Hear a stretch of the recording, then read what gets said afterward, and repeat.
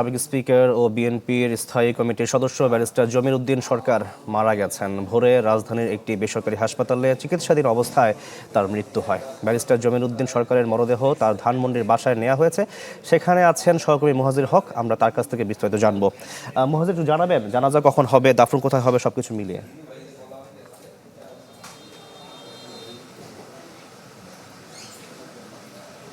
শাকিল, কিছুক্ষণ আগেই ব্যারিস্টার জমির উদ্দিন সরকারের লাশ নিয়ে আসা হয়েছে তার ধানমন্ডির বাসায়, এবং এখানে এরই মধ্যে তার স্বজনরা উপস্থিত রয়েছেন। অনেকের সঙ্গে আমাদের কথা হয়েছে।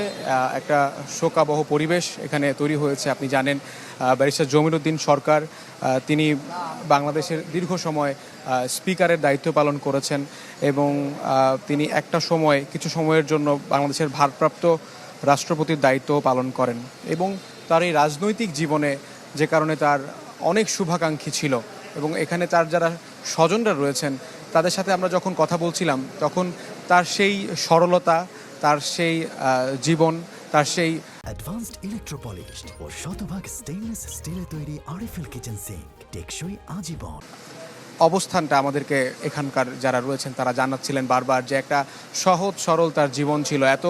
এত গুরুত্বপূর্ণ দায়িত্ব পালন করবার পরও তার কোনো বিলাসিতা ছিল না। তিনি কখনোই সেই বিলাসী জীবনযাপন, তিনি অনেকগুলো মন্ত্রণালয়ের মন্ত্রীও ছিলেন, কিন্তু কখনো তিনি সেই তার বিলাসী জীবনে তিনি আসলে ছিলেন না। ধানমন্ডিতে তিনি একটি ভাড়া বাসায় থাকতেন, এটাও তার স্বজনরা বলছিলেন।